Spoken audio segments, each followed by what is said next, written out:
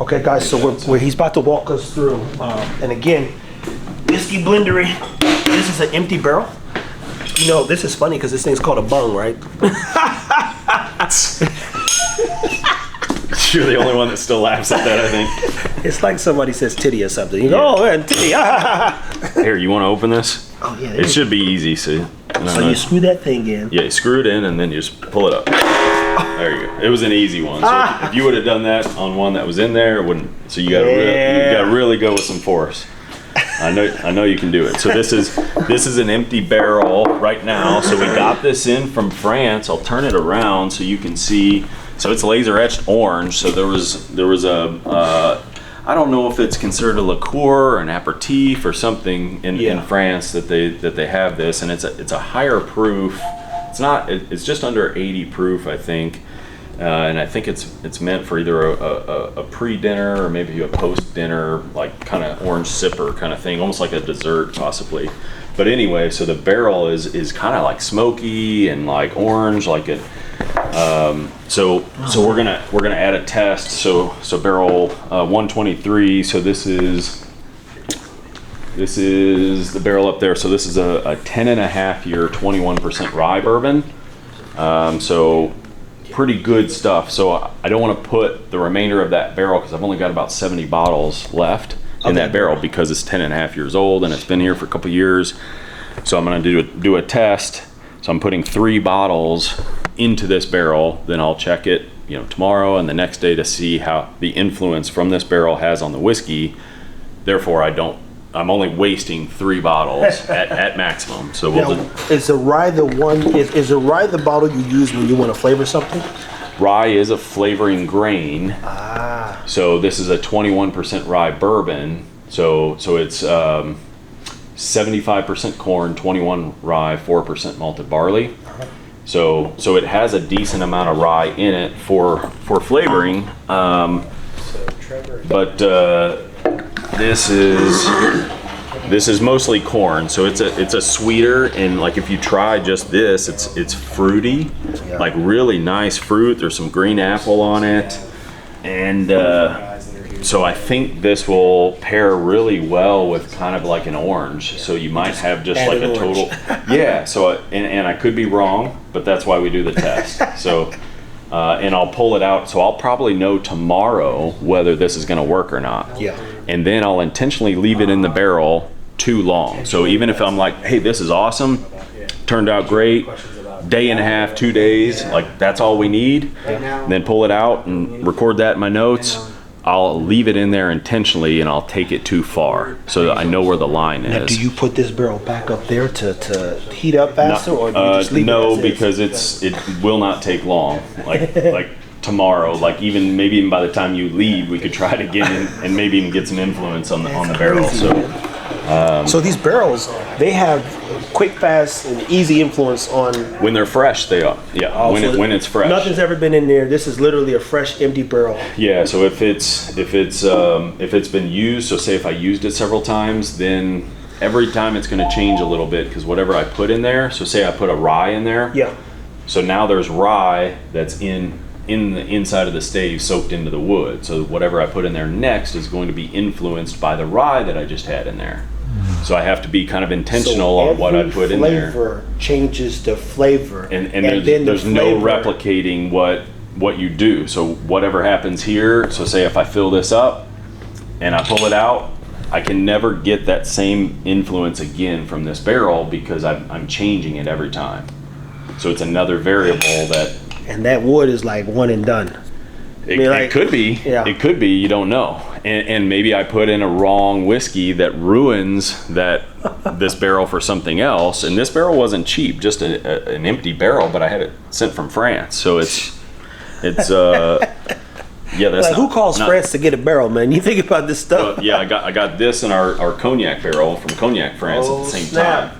So even buying 2, I mean, because we're small scale, everything's craft, like done by hand. So it'd be better if we had a huge facility and can order, 20 at a time, something. But yeah, you won't see that out of here. So you want to unscrew that, and we'll put that back in. And now I'll give you a different hammer. And just give it a few taps there. A little more. Okay. All right. Yeah. All right, so Tim, walk us through then how you, what are some of your favorite flavors then to play with? And here's the thing too, people, you come out to the Whiskey Blender, you're literally figuring out what you like and what you don't like. At some point, you're gonna be drunk, so it's not even gonna matter anymore. Yeah, so we try to give just quarter ounce to half ounce samples of stuff because we want to keep your palate intact. So if you're drunk, you're really no good at all to anybody. And if your palate's blown out just because you're drinking high proof stuff, then you can't make a decision on what you like. So if you're trying to make something for a special occasion, like you guys were a part of a birthday event last weekend, so we really want to keep your palate where you can make decisions. We can line things up and we can have you say, hey, yeah, I really love the green apple from the apple brandy, or I love the sweetness from the PX sherry, or I love the dryness from this tawny port, or like whatever it is on the finishing barrel. You need to be available to know what it is. So if you're coming here just to drink and get drunk, like this ain't your place. Yeah, this ain't your place. This ain't your place. Now, what was it like when you were putting together this master plan? Because, I mean, you had to learn a lot about the barrels and all this wood stuff. Yeah, so in the master plan, it wasn't like, oh, I'm going to order this orange barrel from France and like that. None of that stuff was in the plan. It's just kind of evolved. So, so as we have really good releases, and as we talk to people, and finishing is a big thing if you do it right. Yeah. If you do it right, if you're using a good whiskey with a fresh finishing barrel that is only a few days, so now you're adding another layer of complexity to an already good whiskey, versus taking a young whiskey or a bad whiskey, putting it in a sweet barrel for a long time to cover it up, then that we don't do that. So we've got really good barrels. And it's just kind of evolved, and we like to involve the community in the creative process. So I mean, I wouldn't have ordered this except somebody told me, hey man, I want these orange flavors. So I started looking for it, and I found it, and I brought it in. So I did that because somebody suggested it. So, and mind you, his suggestions aren't coming from an unwarranted place. These are people who are oftentimes members, which means they're already paying to be involved and engulfed in the experience that the Whiskey Blendery promises and allows. So the beauty about it is when he hears a suggestion, it's a real suggestion. And worst case scenario, he's got a community of people who are probably willing to try it, especially when you're like, hey, I might only make 30, 40 bottles. Yeah, and even if it doesn't work out, which most of the time it does, but even if it doesn't work out, well, then I learned something in that process. So I might have lost $1,000 on it, but I learned something in that process. So all this stuff is about collecting data and replicating something that is consistently high quality. So everybody's trying to make the barrels age faster and heat cycle the warehouses and all these things and collect data to make a better product faster so they can get it to market. People, I'm gonna tell you right now, you can't make better faster. I mean, you can't make better faster. I can't repeat enough. You know, if you see me in other ways, I do dog stuff, right? And I say, you know, there are people who message, how'd you grow your following so fast? I watched all you idiots for 4 years do the exact wrong thing, and I knew exactly what to do, and it's because they thought that they were better, and I wasn't weighing them against me, and he's not weighing other people are doing. This is literally, I love the word evolution, because if a business does not evolve, then I tell people, I get into business talks all the time. Amazon sold books online objectively, and he left the job, you know, making $300,000 a year to Foundation sell a book online that he didn't write. So in this case, I love that, you know, we came in here with Tim, you come in bullish, and then you start learning the business, you go, whoa.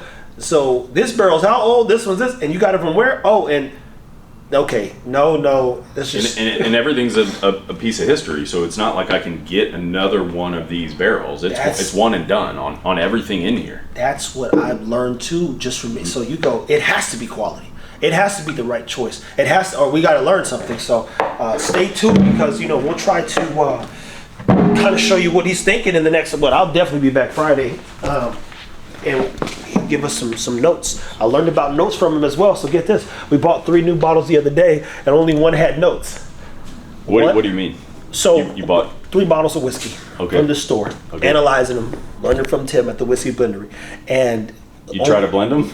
Yeah, it was awful. it was awful. So wait till we do a blending with him. I'm gonna just bring 3 bottles and say, oh, man, let's walk him through how to figure this one out. But there's only one. Even I was like, I'm looking at the bottle now. Oh man, that's crazy. This one don't tell you nothing. This one tells you a little bit. This one is right. It's just too much, people. But what I love about too much, that means we got a lot of content coming, people. So stay tuned. That's good, man.